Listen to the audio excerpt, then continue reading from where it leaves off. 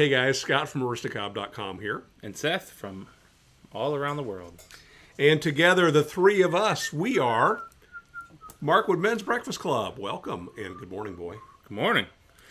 How you doing? It is a hot, and balmy, and hot morning here in the shop. It's this gosh darn overhead light. I think it's coming to an end, though. I mean, we're getting to the end of the season. Gosh, I hope so. It's August, and so hopefully things will start to cool down a tad. Hey, it's nice to see you in person. It is nice to be seen in person. The first time this month. I know. It's been crazy. Yeah. So, what you been up to? You know, normal stuff. My family's out of town this week. They are visiting my wife's grandparents in Paducah, Kentucky. So, batching it up, getting some video game time in. And we're going to see Mission Impossible? Yeah, sure. Have you already seen it? No. No, it's supposed to be good. I've heard that. From what I've seen. So I've heard. Let's go ahead and break into this because I need to be smoking something. This is called Fox, The Bankers.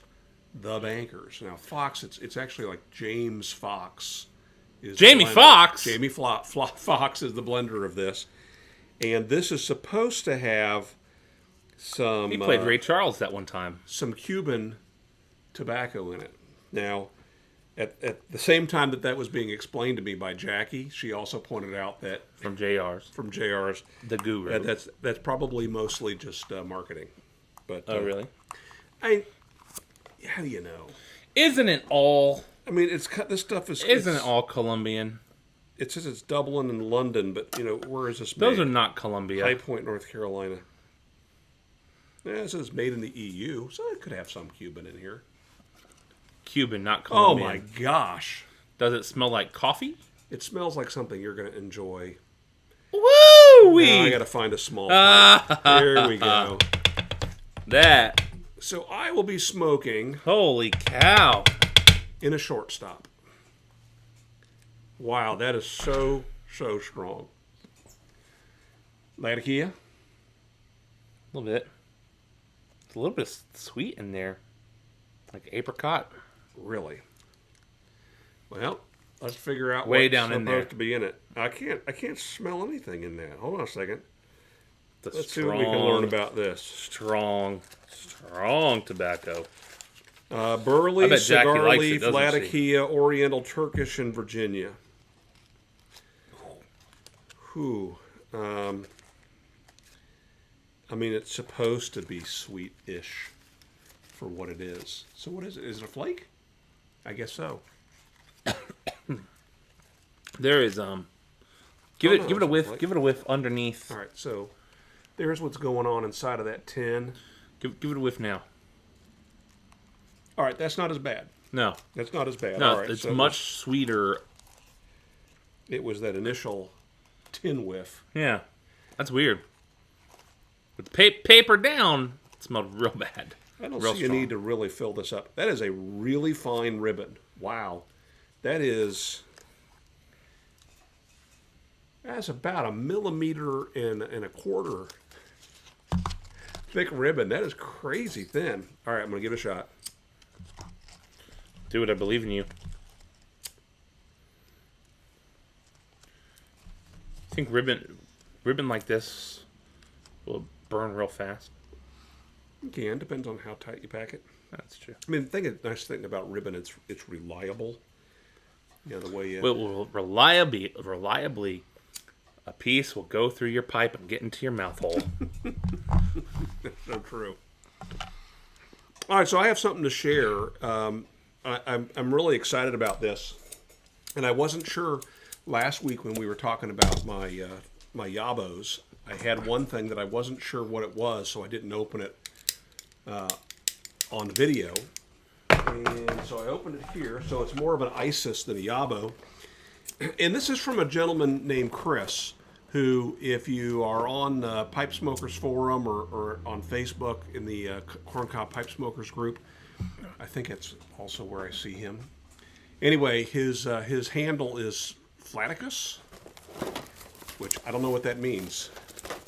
Don't know if that has something to do with expelling gas. Anyway, he sent these along. These are bamboo reeds of a particular size, and he contacted me and asked me what size I thought I would need. And I said, nothing bigger than a 1/4 inch. And so he sent these along to me. And do you know what these are for? I do. You know what these are for? I do. What are these for? Hiding underneath the surface of water with lily pads and breathing, and then using as a blow dart for playing ninja. No, that's close though. Hiding in a koi Remember pond that old, to see the fish. that ancient Missouri Meerschaum pipe that I have, the one that has the metal cap on it that says H. Tibby and Sons on it? No. It's at least 100 years old. I bought it on eBay a couple years ago. Did we show them? I don't think I've seen that. I don't don't know. think I've ever seen that. At some point, I don't think I've ever seen that, ever. Well, I showed Which it on. means they definitely I showed it haven't on seen Instagram, and Chris saw it there and commented on it, and then contacted me and said that he got his hands on some of this bamboo reed and would I be interested in some. And I told him what size I thought that would need, and there we go. I'm gonna finally have a stem on this pipe. I bought just as bare cob with a metal cap, wind cap on it. Like I say, it's 100+ years old. I mean, it predates the name Missouri Meerschaum, which we know turn of the last century was around the time that they switched names. So, anyway, Chris, thank you so much. I appreciate that. Also, I was going to smoke my Dodif. I'm going to take one, and I'm going to play ninja. Go lay in the bathtub. So thank you for that. Yeah. They'll never see me coming. I was going to smoke my Dodif pipe, cigar pipe, and I realized that, you know what, the way I smoke my my cigar pipe, my Briar cigar, first few smokes, I kind of... What are you saying? Yeah, when I smoked my Briar cigar for the first few smokes, I held it like this quite a bit. Because I wanted to make sure that I wasn't creating any weak spots on one side of the pipe, right? So I don't think that this is good for television. I think... Smoking like that the first few bowls. I think they would agree. Probably hilarious for television. Are you kidding me? Sure. I had planned on smoking this one, though, and then we opened that tin. So, what do you think of it so maybe far? Next week. Actually, that's not bad. No, it's not. It's not nearly as bad as it smelled. Hey, I got a YABO. Got him a YABO. I've been waiting a while to open this sucker. Been traveling or something? It's been on your kitchen table. I just have been too lazy to go get it. It's a knife. Thank you, Woot. $16 for a Kershaw Clash. You gonna show it or just look at it? Yeah, I mean, I was gonna open it. Here it is in the package. I'm gonna carry it around like this. Concealed carry. Never see me coming. It bought this during a Woot off. If you're not familiar with Woot.com, become familiar with it. It used to be a much better site than it is. Well, don't tell them that. Tell them what it is now. Now it's an okay place that you can get okay deals sometimes. It's owned by Amazon. So overstock stuff ends up there. A lot of the time it's the same thing every single week or every single day. Just stuff that they're trying to get rid of. But every now and then... I keep looking at that little that freestanding air conditioner. Oh, yeah? Yeah, it's a room air conditioner that you put a hose out a window where it's going to blow out some heat and disperse a little bit of water from dehumidification. Every single time I click on the details, because it's for 300 square feet. 300 square feet. So if we cordoned off a teeny little section of this space here, we could be cool. But every single time I click on it, thinking, oh, maybe this is a bigger one. I mean, I would be okay quartering off a little section of space. Because it is hot. It is. So, here's a Kershaw Clash. This is my first Kershaw knife. I've got some friends that have owned some. I know they're high quality. They're usually really good speed openers, which this one has. I just liked the shape of that blade. I also really liked the price. It was $16 with $5 for shipping, so I spent $21. It's a liner lock, which I'm not the biggest fan of. I'm not either. I prefer lockbacks. They're just liner locks. I'm always afraid the lock is either going to give way or that I'm going to cut myself closing the knife. I don't trust myself all that much. That one actually seems pretty solid. I don't think it's going to... This reminds me, have you seen any of the episodes of Forged in Fire? Yeah, Forged in Fire? I don't Forged in Fire. I don't know. Tell me more. Oh my gosh, it's a great show. It is very much like the competition Chopped on the Food Network, where you've got 4 contestants, and after different rounds, one of them is basically voted off, right? Mm-hmm. So these contestants are blacksmiths. And the judges, there are 3 judges. All of them are also knife makers. And then you've got a host of the show, which based on the things he says, I have to assume he's also a knife maker. Right. But they come out in the first round, they're given some piece of metal. And they're given a little bit of guidance. So, for example, they might say, we want you to make Damascus steel from these pieces of steel. Or it's the more random ones have been these just pieces of metal like out of somebody's shed. A lawnmower blade, a circular saw blade, a shovel. And watching these guys make stuff from that is really cool. So the end of first round, they have to have made basically the blade. And they're given some guidelines. For example, they'll say that this blade has got to be a hunter knife, no less than 8 inches, no longer than 12. Mm-hmm. Okay? And they may be told that they have to hollow grind it, or they may have to put a particular tip on it. Right? And that's it. Boom, go. And then for the first round, these guys are going to town trying to get their knife to that stage. 3 of them make it through to the next round where they finish their knife. They're going to put a handle on it. They're going to reshape, if necessary, and deal with anything that, was a concern to the judges in the first round. One person gets booted out at that point, and then... actually, what makes that round go, them get rid of the third person is it's not just how'd the knife look. They put it through a couple tests. So, for example, they do one where they'll split 3 coconuts, and the classic, world-known classic coconut test. Right. I don't have my coconuts, so I can't tell you how good this knife is. But if I get some coconuts, I'll let you know. Yeah. It's silly me. But at the end of that, some of the knives that weren't hardened properly or weren't tempered properly have got chips in them. They'll do a couple tests to determine whether they can slice and so on. Then one more person is gone. They're down to 2. And the 2 are then sent home. For 5 days, they're going to work on their home forge. And they're given... where the others, they were given the material and they could create a project of their own. With this one, they're told, okay, you're going to make a rapier sword. You're going to make... a rapier sword, then what sword? You saw where Jim Carrey, I think in Dumb and Dumber, talked about having a rapist wit.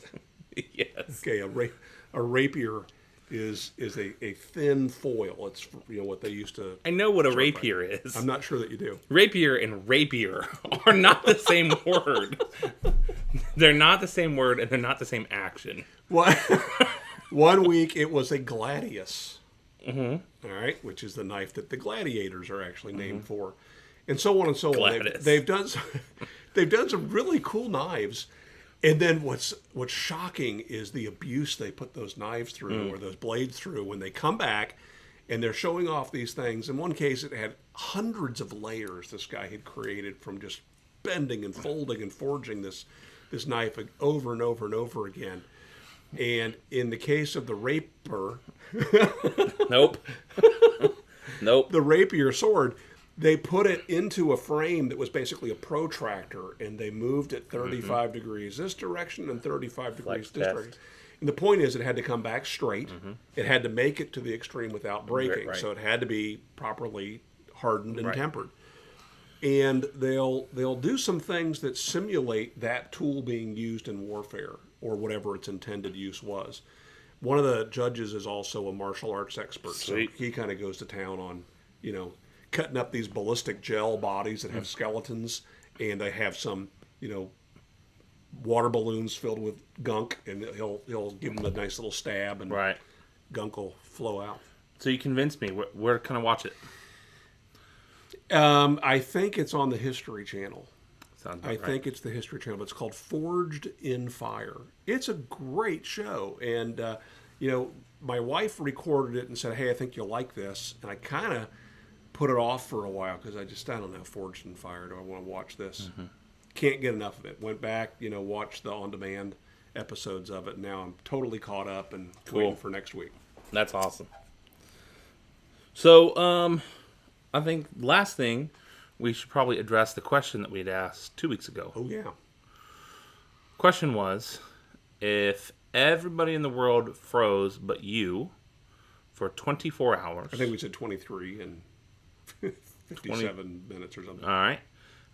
What would you do with that time? I should have been given this some thought over the last 2 weeks. Yeah. Have you? No. Okay, we're gonna go with my initial. I think my initial response though is probably the what's most likely. I argued when Homer posed this question initially that if everyone in the world froze, I would have no way of knowing that it was going to happen. Would have no way of knowing that it was going to happen for 24 hours. Right. How long that would be limited. Last? And so probably I would spend the first 22 of those hours freaking out, really weirded out. I mean, if people froze, there would likely be accidents all over the road. No, I think everything. Cars frozen? I think everything. So time has frozen. Time is frozen. Okay, so that's even weirder, because if time has frozen, then other things don't work. So there's no television, there's no Netflix, computers don't work. Hold on a second. If cars don't work, I'm going to modify this. Your cell phone will work, but no one can answer. Okay. But does Reddit still work? Sure, and you can sit and you can watch Netflix all day if you want to. So you can binge on.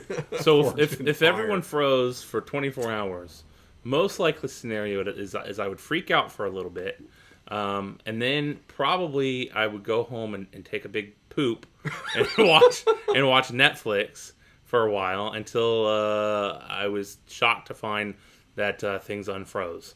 Maybe I would get a little destructive near the end there, and maybe go, I don't know, blow some stuff up or something. But I would feel bad. I have mine. I haven't given this any thought, but I think this good preface. I think this would be great. Here's what I would do, because this is why I threw in that my cell phone's got to be able to work. So here's what I'm going to do. Candy Crush, y'all. I'm going to film the most amazing. I'll have the most amazing YouTube channel, because I'm going to stage all kinds of practical jokes.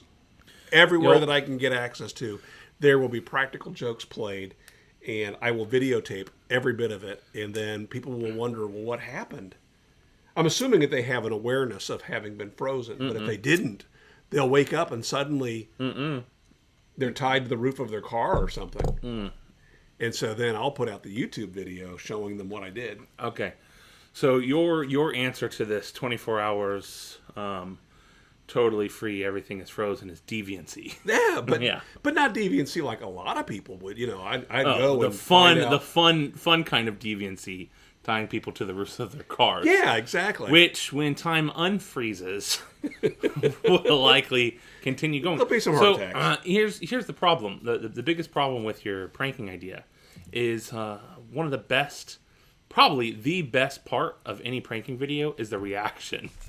So your video will be just a bunch of videos of you reacting to how clever you are. Thank you for mentioning this. Okay, I'm gonna have to swing by a few stores and buy. Yes, I'll leave some money. Buy some tripods, and I will take their phone, set it up, hit record. Okay, all right.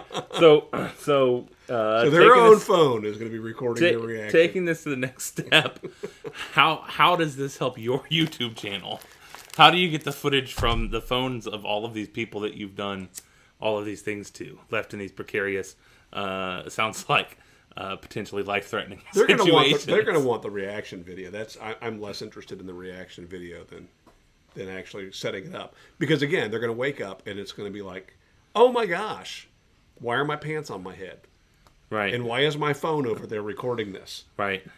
And then they're going to find that you're the guy that took their pants off when they were totally helpless. That's good. That's good. You I'm advertise mostly that. about your pants. Okay. Well, I know why my pants are off. I didn't because tell I'm you. pooping watching Netflix. I didn't tell you. I bit my tongue today. I'm eating a salad. Don't ask me why. Eating a salad, and I just chomped down on my tongue. Because you were wanting And some meat in that sucker. I just had a little bit of tobacco on my tongue, and I kind of pinched and pulled. I just grabbed that swollen part of my tongue. Yeah. We've already talked about the pinch, poke, and pull method before. All right. Well, I think that's about it. Need a question for them to answer. Okay. All right, so sorry if you didn't catch the question when we did that video because we had nobody respond. So put your response here in the comment section. But a question for this week. Actually, I typed one out on my iPodius. Let me find it. Talk among yourselves. So how you been? Good. Not you. Them. Talking to you. Third person here. Beyond the fourth wall. Oh. You got your question? Yeah. All right. You'll like this one. Doubt it. And we'll answer this next week. Okay. What is your favorite piece of technology that you currently use? Your favorite piece of technology that you currently use. You know how I feel about favorite questions. Oh, yeah. Also, technology is so vague. We can talk about that next week. You got a week to freeze this and think about it. All right. Sounds good. Thank you guys for watching. The tobacco is not as nasty. I switched, by the way. I jumped into Amphora just because it was easier to do. It's not as strong as it smells. For a English, I like it. I'm going to keep smoking it. And I've been thinking about this, how we kind of shortchange the tobaccos, the fact that we're smoking them and then moving on. Mm-hmm. I'm thinking I'm going to continue to smoke between now and next week. Okay. And then on my channel, I'll post a review. Sounds good. How's that for a tie-in? That's a tie-in. That's a cross section of the YouTube pipe community if I have ever seen one. That's right. Twins. And if you find yourself on the roof of a car with your pants on your head and your phone sitting there recording you know what has happened. It wasn't you heard me. the plan. You know where I'm going to be that whole time. So, you know. Make it a great week. All right. Bye, guys.